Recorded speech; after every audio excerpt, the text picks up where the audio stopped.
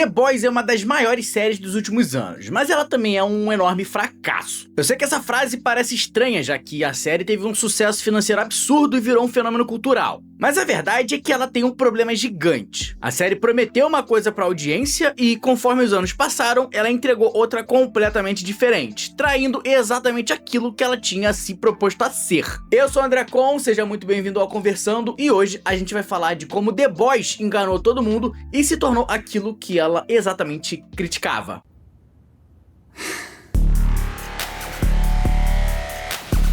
E eu sei que eu tô um pouco atrasado pra festa de The Boys, mas quando eu comecei a assistir essa série, esse canal não existia. E conforme eu fui vendo o declínio desse universo, eu fui ficando cada vez mais triste com o potencial desperdiçado, com a traição que a gente sofreu, e eu concluí que sim, The Boys fracassou. Esse vídeo aqui eu vou dividir em duas partes, o declínio da narrativa e o declínio do conceito de The Boys. Vamos começar pela narrativa. A primeira temporada de The Boys foi uma parada próximo da perfeição. A série pegava um material fonte dos quadrinhos e é consenso geral que ela melhorou aquilo de maneira absurda e fez algo bem próximo da nossa realidade. Um monte de desgraçado narcisista ganham superpoderes e eles se acham o último traquinas do pacote, sendo que não fazem nada para melhorar o mundo de verdade. Ou seja, a série não era bem de super-heróis. Ela era uma sátira em cima das grandes corporações e das big techs com roupagem de super-herói.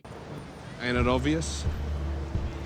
Movie tickets, merchandising, theme parks, video games, a multi-billion-dollar global industry supported by corporate lobbyists and politicians on both sides.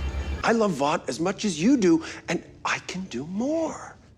You could do more. You've already grossed $12.3 billion for us. Ela fazia um comentário social em cima da ganância dessas empresas, aqui representadas pela corporação Vought, que torciam e distorciam a realidade para usar isso a seu favor e ganhar rios de dinheiro sem dar a menor importância se eles tinham que passar por cima de alguém. Até literalmente. E aí nas primeiras duas temporadas, a gente tem três conceitos que vão ser muito bem utilizados. Os traumas de cada personagem, que vão desenvolver cada uma dessas pessoas de maneira complexa. Robin?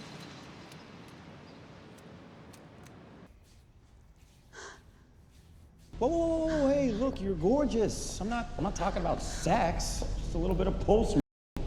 Os excelentes diálogos, que vão dar um tom de seriedade em diversos momentos quando eles são necessários. You see, I know what it's like to lose someone. You and me. We're in this together. We're Robin. And Becca. I'm the world's greatest superhero. You're my greatest failure. E o gore que vai servir como uma ferramenta para intensificar o nível de perigo do universo e para mostrar que essa série era diferente daquilo que a gente estava acostumado. Isso tudo a gente já via nos dois primeiros episódios da série. A namorada do Rio é despedaçada pelo trem-bala, o que faz a Vought tentar usar seu cheque milionário para calar a boca do garoto. Ele se recusa e assume um risco grande. Acaba tendo que enfrentar um super-herói que é muito mais poderoso do que eles, e aí eles acabam enfiando uma bomba no rabo do personagem e o Rio, o protagonista, aperta o botão para explodir o desgraçado por dentro. Esse momento aqui é uma decisão de cruzar uma linha que o protagonista jamais pensou em cruzar, e vem exatamente de um trauma sofrido por ele. You wanna know what's really messed up? In some ways, just right in that moment, it felt kinda good. Daí a série usa o gore pra amplificar essa cena, pra trazer um peso real a esse mundo, e além de tudo, essa situação também vai ser usada pra mover o plot pra frente, fazendo os personagens entrarem em rota de colisão com o vilão principal. Agora você joga uma pitada de sátira corporativa e você tem o quadro perfeito sobre o que The Boys era. Uma série que desafiava seus personagens no limite psicológico e físico, gerava traumas e usava esses danos pra fazer os protagonistas cruzarem caminho com inimigos muito mais poderosos. E essa situação absurda que o Huey passa não vai ser exclusividade dele. Conforme a gente assiste, a gente acompanha outras questões sérias, nojentas e muito reais sendo apresentadas. O que eu quero mostrar aqui é que no começo todos esses traumas tinham algo em comum. que cada um deles servia um propósito no desenvolvimento do personagem, deixando cada uma dessas pessoas com muitas nuances. Essas problemáticas eram tratadas de forma madura pelo roteiro, eram coisas que afetavam diretamente cada pessoa e faziam elas agirem do jeito que elas agiam, o que, por sua vez, movia outras peças importantes no tabuleiro. E levar esses abalos psicológicos de maneira séria na primeira temporada é um acerto incrível dessa série. You ever touch me again, I will burn your eyes out. I can't. Dad, they killed her. Be realistic, okay? Even if we could pay for a lawyer, and that's a big if, there's no case. You can't do this. Why not, Dad? You don't have the fight. You never have. Go. I didn't know. And Lamplighter goes and tortures Mallory's grandkids. I didn't know. It doesn't matter. You didn't follow orders and it cost some lives. Mas com o passar do tempo, alguma coisa foi mudando. A série se tornou cada vez mais popular, cada vez mais autoconsciente do seu sucesso, e a cada temporada eles investiram menos na complexidade de cada personagem e focaram em mais choque, mais sátira, mais corte pro TikTok, mostrando o quão descolada e diferentona essa série era. E aí, o nível das conversas ficou assim. Oh, he scored Lincoln in the ear, filled it with so much hot it burst out of his mouth. My God, asshole must weigh 30,000 pounds. My dick weighs more. E não me leve a mal, eu gosto de uma palhaçada tanto quanto qualquer um, e eu não acho que série tem que ser presa somente a diálogo tenso e drama o tempo todo. A questão é que são exatamente essas coisas que elevam o nível de uma obra, que tiram ela do mais do mesmo raso e levam ela para algo mais interessante, algo que a gente possa se conectar mais. Inclusive, as primeiras temporadas têm cenas hilárias que mesclam muito bem a carga de tensão da série sem precisar ser exagerada o tempo todo. Mas o problema aqui foi que esse desenvolvimento mais complexo foi sendo cada vez mais reduzido, a ponto de a última temporada da série parecer que foi escrito por um adolescente de 13 anos que aprendeu as palavras pênis, vagina e porra ontem. They found my ass a mile away.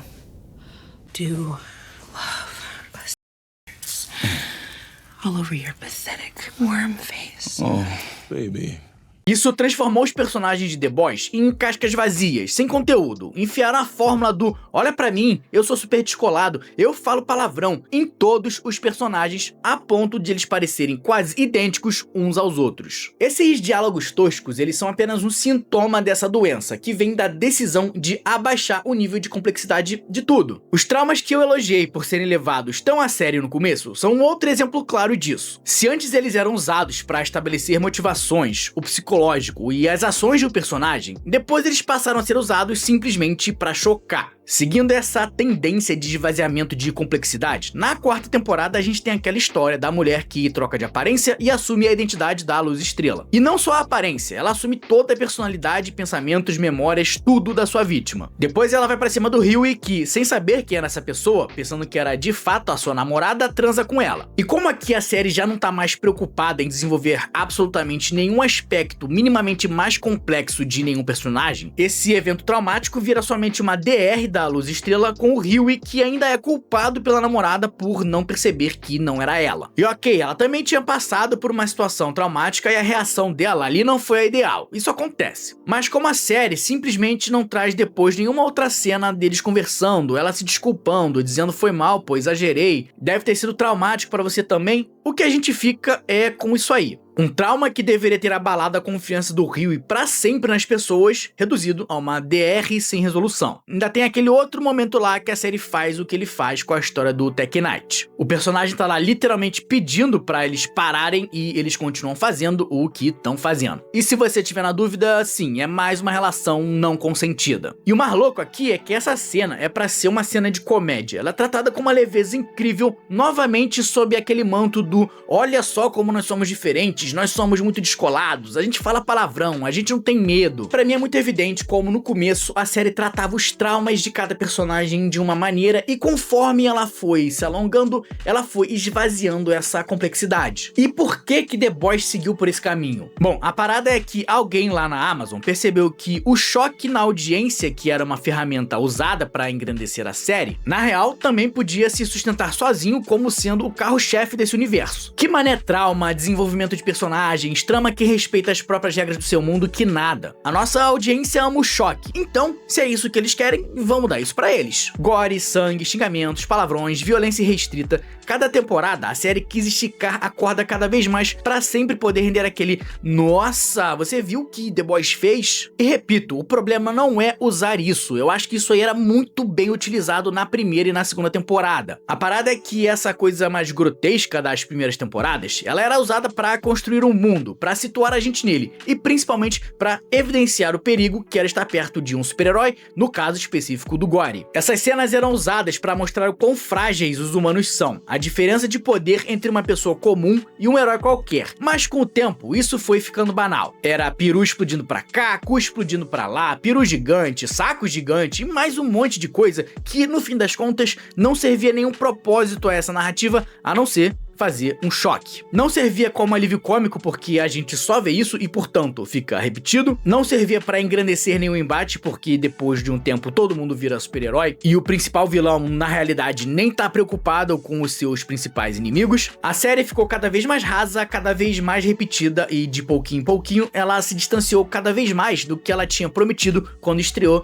e se aproximou daquilo que ela satirizava. E eu poderia continuar aqui falando de vários outros declínios narrativos de The Boys, tá? O poder inconsistente do Capitão Pátria, ou da Mana Sábia, que serve como Deus Ex Machina para quando os escritores precisam, ou do desperdício que foi o Black Noir. Mas a parada é que isso tudo vem por conta da reconceitualização dessa série. Uma série que deixou de ser uma sátira que criticava o marketing desenfreado e a manipulação de pessoas por parte das megacorporações, para ser só mais uma história de gente com poder e roupinha diferente, só que com gore e nudez. The Boys na primeira temporada me fez uma proposta que parecia irrecusável na época. Uma série que dava risada exatamente do gênero de maior sucesso de bilheterias do cinema, fazendo troça das suas conveniências, erros de lógica e clichês conhecidos, enquanto ao mesmo tempo trazia uma crítica ácida a uma sociedade que mede sucesso através de número de rede social. A série, ironicamente produzida pela Amazon, mandou um grande dedo do meio pro jeito que as Big Tech comercializavam tudo, literalmente tudo à nossa volta. Usar a VOT como uma vilã e fazer do centro do conflito a ganância corporativa, numa era em que nem tomar banho eu posso sem que o Mark Zuckerberg roube mais 1 milhão de dados do meu telefone, era genial. Era um espelho da nossa realidade que jogava a roupagem de super-heróis por cima,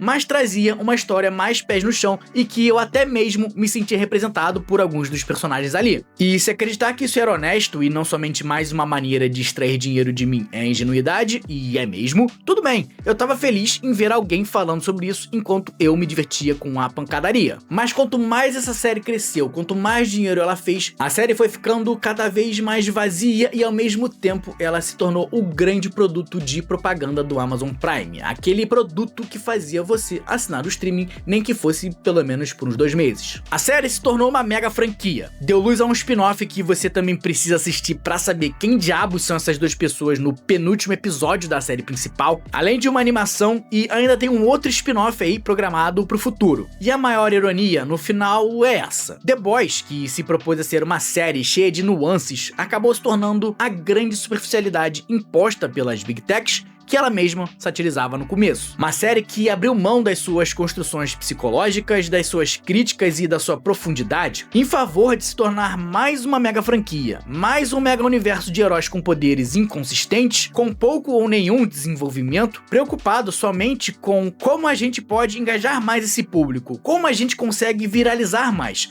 como a gente faz mais pessoas assinarem o Amazon Prime. E assim, talvez esse fosse mesmo o destino inevitável de The Boys. Olhando em retrospecto, talvez fosse impossível mesmo a série ser aquilo que ela se propôs. Afinal, de que outro jeito um show feito de críticas às celebridades e à ganância corporativa, feito por celebridades e ganância corporativa, conseguiria ter se mantido? Apesar de ser sinônimo de sucesso financeiro, de bilhões de visualizações, de venda de assinaturas e o cacete A4, a série ainda assim é um fracasso. E se você discorda de tudo que eu falei e você gosta da série até hoje, beleza, irmão, não tem problema. Valeu, gente, muito obrigado por me receber na sua casa, um abraço e até a próxima.